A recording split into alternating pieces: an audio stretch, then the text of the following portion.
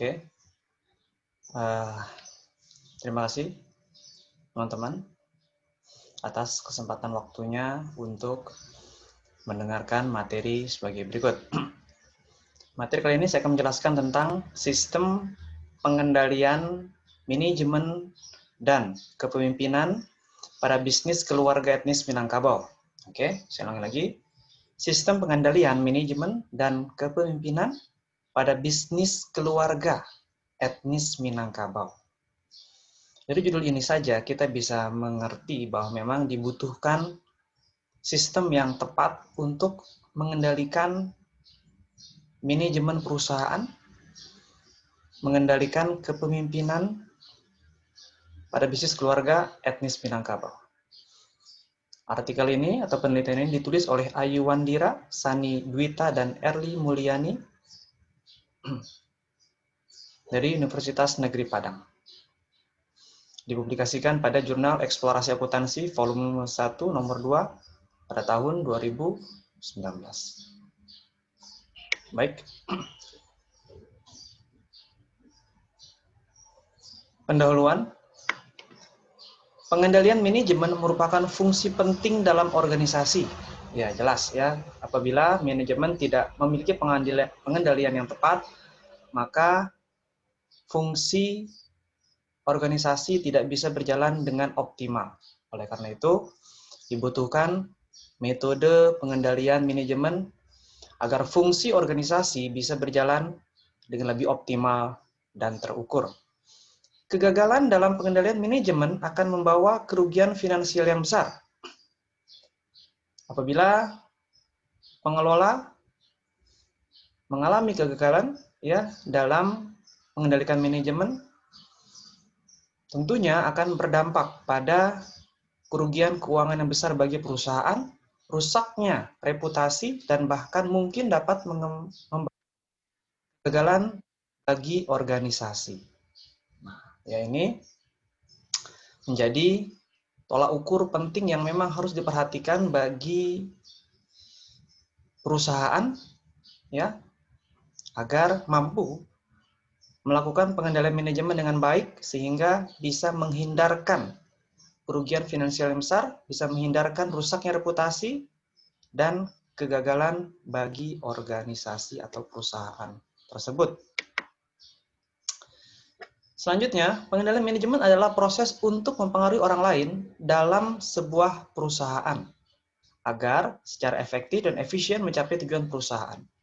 Nah, jadi fungsinya untuk apa? Fungsinya untuk bisa mengajak orang lain, mengajak tim kita, mengajak seluruh karyawan untuk bisa bersama-sama memajukan perusahaan dengan tujuan akhir atau goal settingnya pada penciptaan efektivitas dan efisiensi perusahaan.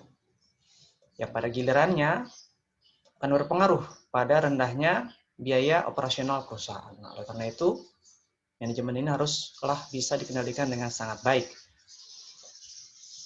Merchant pada tahun 2012 menjelaskan terdapat 3 jenis kontrol. Ya, terdapat perbedaan 3 jenis kontrol dalam sistem pengendalian manajemen, yaitu pengendalian hasil, pengendalian tindakan, dan pengendalian personil. Oke, pengendalian hasil, pengendalian tindakan, dan pengendalian personil. Nah, jadi dari definisi sebelumnya tentang pengendalian manajemen yang merupakan proses mempengaruhi orang lain agar perusahaan lebih efektif dan efisien. Nah, di sini ada 3 jenis pengendalian, yaitu hasil, tindakan, dan personil. Pengendalian hasil biasanya digunakan untuk mengendalikan perilaku karyawan pada berbagai tingkatan organisasi dan juga memberikan manfaat dalam tipe pencegahan, pengendalian budaya yang merupakan bentuk paling langsung dari pengendalian manajemen karena meliputi pengambilan langkah-langkah tertentu. Nah, jadi pada tulisan yang ditulis oleh Merchant tahun 2012 ya membedakan 3 jenis kontrol pengendalian manajemen, ya membedakan 3 jenis kontrol pengendalian manajemen, yaitu hasil, tindakan, dan personil. Ya, hasil, tindakan, dan personil.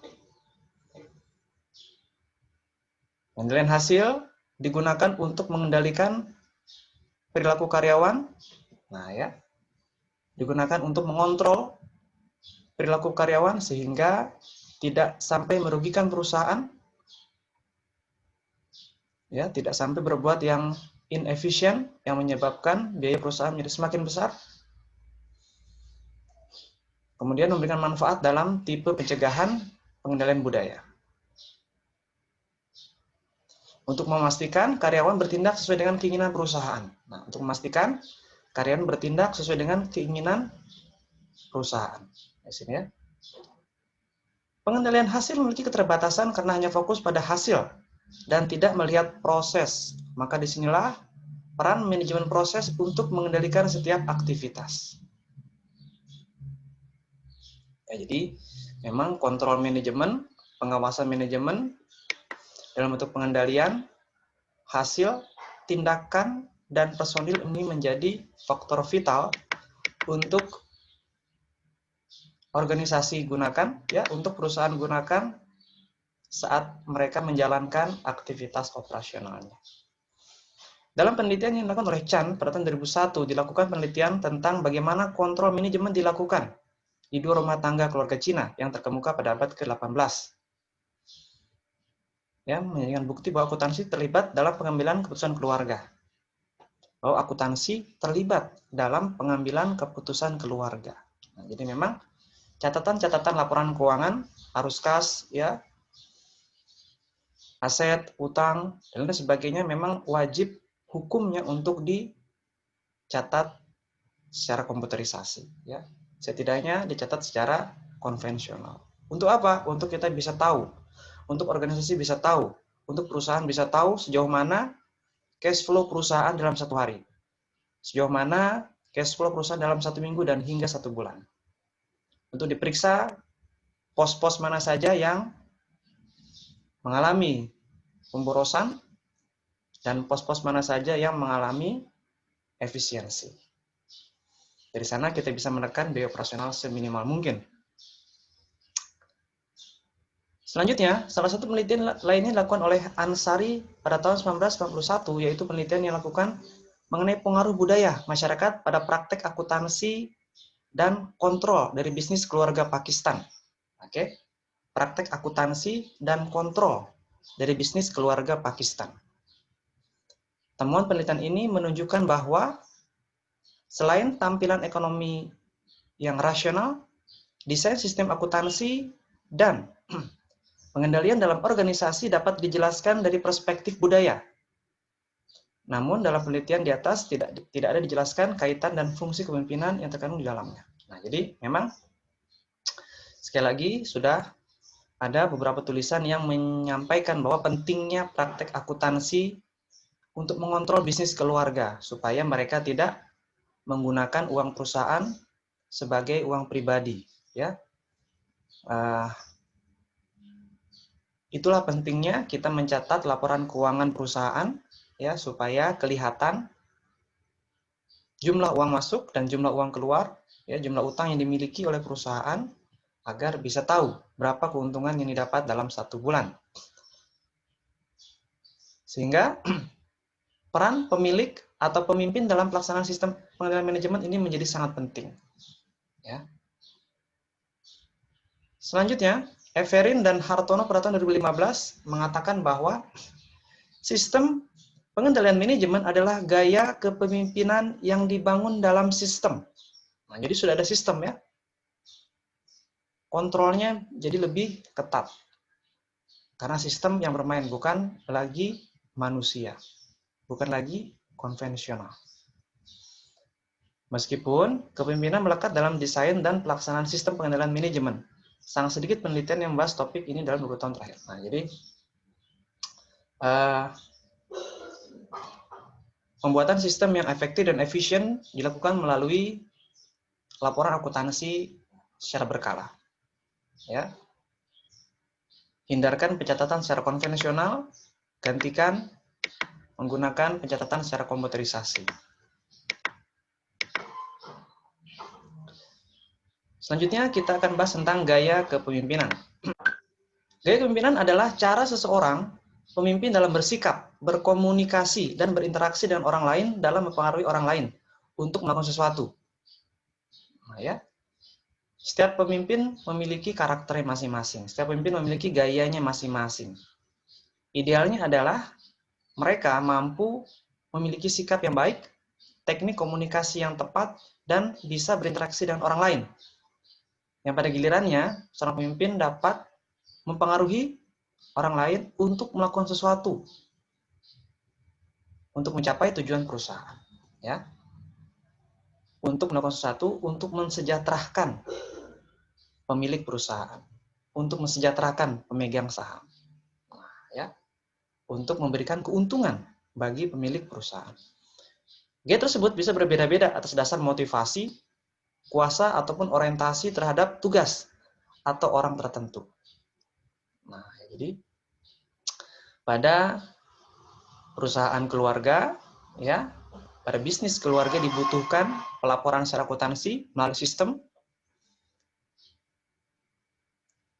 Selain itu, dibutuhkan juga gaya kepemimpinan yang tepat, ya, gaya kepemimpinan yang transformatif, ya, yang mentransformasikan pengetahuan yang dimiliki.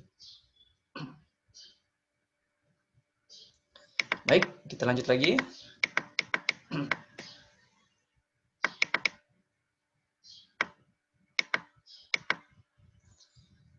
Kita kembali membahas tentang sistem pengendalian manajemen yang disampaikan oleh Samenyi pada tahun 2007, ya, yang diterapkan pada bisnis keluarga dalam konteks negara berkembang. Studi kasus dilakukan pada universitas swasta di Indonesia yang dimiliki oleh keluarga Jawa. Apa hasilnya? Oke. Dari penelitian Samenyi, kontrol informal yang berasal dari nilai-nilai pribadi pemilik dan budaya masyarakat dari masyarakat sekitarnya, terutama terdiri dari 3 nilai Jawa. Oke, 3 nilai Jawa. Bapakism, rukun, dan pakeu eueuh. Ya, Bapakism, rukun, dan pakeu eueuh. Akibatnya, nilai-nilai ini menjadi ideologi dengan legitimasi tertinggi yang oleh semua anggota organisasi mengatasi, ya, maaf kalimatnya nggak ini, yang oleh semua anggota organisasi digunakan sebagai alat kontrol manajemen agar dapat diimplementasikan dalam organisasi. Ya, jadi ada 3 poin: Bapakism, rukun, dan pakeu eueuh. Apa itu pakeu eueuh? Keengganan antara atasan yang bukan keluarga untuk menghukum bawahan yang memiliki hubungan dengan keluarga. Nah, ini harus dihindari, ya. Kalau memang salah, ya tetap harus dihukum sesuai dengan aturan-aturan yang berlaku. Tidak bisa mentang-mentang pendiri, pemilik perusahaan yang berasal dari keluarga, apabila mereka melakukan kesalahan, mutlak tidak bisa pandang bulu. Harus sama, ya. Sebab kalau berbeda nanti bisa kacau, ya. Sulit untuk bisa berkembang perusahaan tersebut.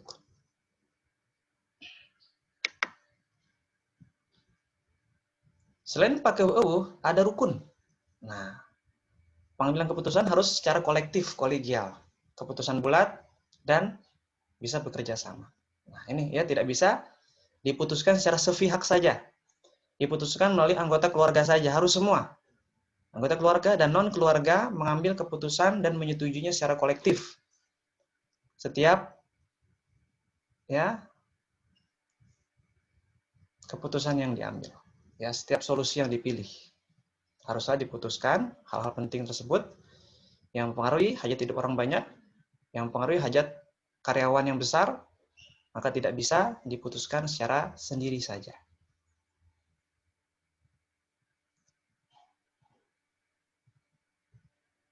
Selanjutnya,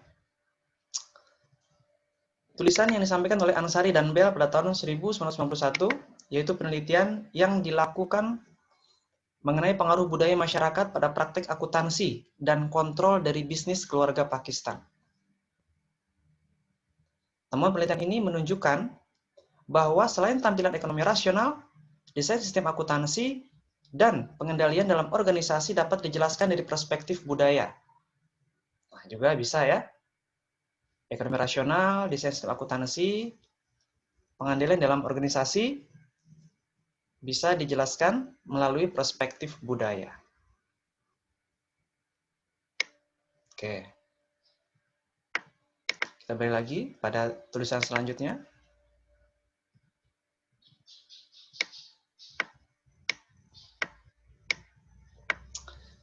Sistem pengendalian manajemen adalah sebuah realitas sosial perusahaan yang diciptakan melalui pengalaman dan pikiran manusia. Ya. Jadi, sistem pengendalian manajemen adalah sebuah realitas sosial perusahaan yang diciptakan melalui pengalaman dan pikiran manusia. Ditulis oleh Hanif pada tahun 2015. Nah, jadi dari definisi ini kita bisa tahu bahwa sistem pengendalian dalam pengelolaan perusahaan adalah bentuk ya pengalaman, berasal dari pengalaman dan pikiran manusia, berasal dari trial and error yang dilakukan oleh personil atau pihak-pihak sebelumnya. Ya, sehingga terciptalah sistem pengendalian yang sempurna, yang berjalan dengan efektif dan efisien. Kenapa? Karena telah melewati berbagai bentuk kesalahan-kesalahan sehingga telah banyak diperbaiki dengan baik. Pengendalian manajemen didefinisikan sebagai sistem dalam lingkungan sosial, budaya, politik, dan ekonomi yang digunakan oleh manajemen untuk menyelaraskan ya perilaku karyawan dengan tujuan organisasi dan untuk mengelola saling ketergantungan antar internal dan eksternal. Nah, ya, jadi ini menjadi faktor penting yang bisa kita pilih dan gunakan untuk menyelaraskan perilaku karyawan yang sesuai dengan tujuan organisasi. Tidak boleh karyawan double job, ya, satu job fokus memajukan tujuan perusahaan, mencapai tujuan perusahaan, menciptakan omset, ya, dan seterusnya. Mereka harus fokus di satu perusahaan. Sebab kalau lebih dari satu maka tidak akan efektif hasilnya. Ini sistem pengendalian di negara berkembang.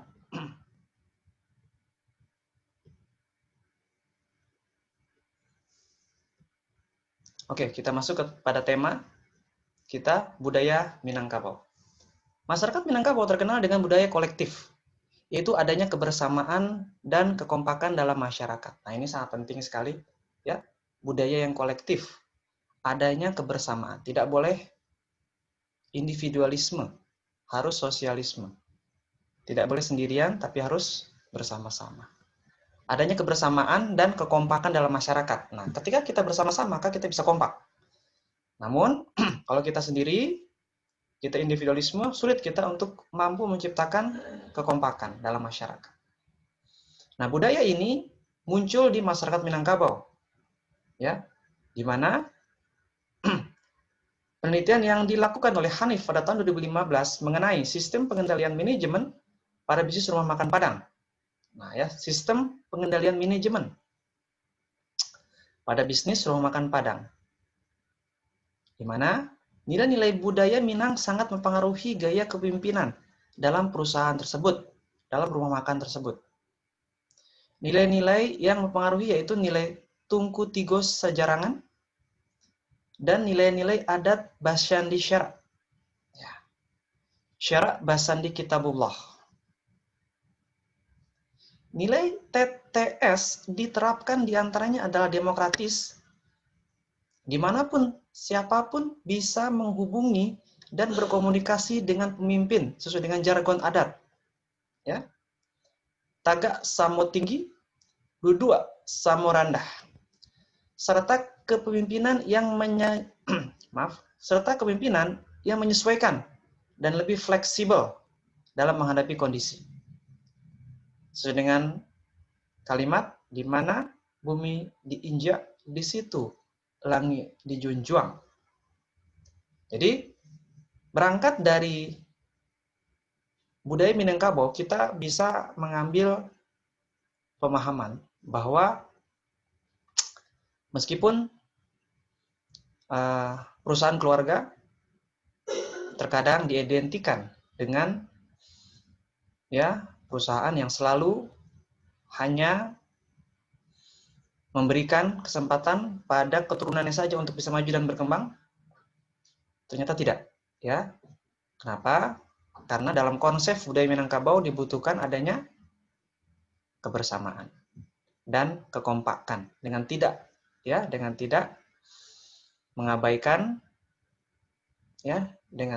mengabaikan pendapat atau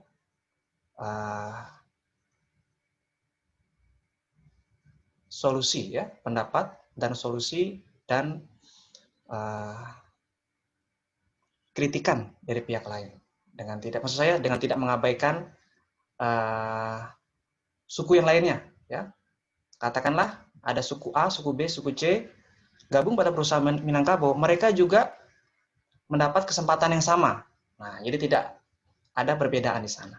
Itulah makna dari kebersamaan dan kekompakan dalam masyarakat. Seperti halnya jargon, taga samo tinggi, dua samo rendah. Nah, juga kalimat di mana bumi diinjak, di situ langit dijunjung. Nah, ini merupakan kalimat yang sangat penting untuk bisa kita implementasikan di masyarakat. Tidak boleh ketika kita tegak, tapi tidak sama, tegak, harus mengikuti juga, tegak sama tinggi. Tidak boleh kita merasa yang paling benar, yang paling hebat. Tetaplah semua harus sama. Selanjutnya, nilai-nilai ini terimplementasi pada kepemimpinan berdasarkan nilai-nilai Tigo, Tungku Sajarangan, TTS, egaliter, kesejahteraan, demokratis. Kemudian adat bersendi syara, syara bersendi kitabullah.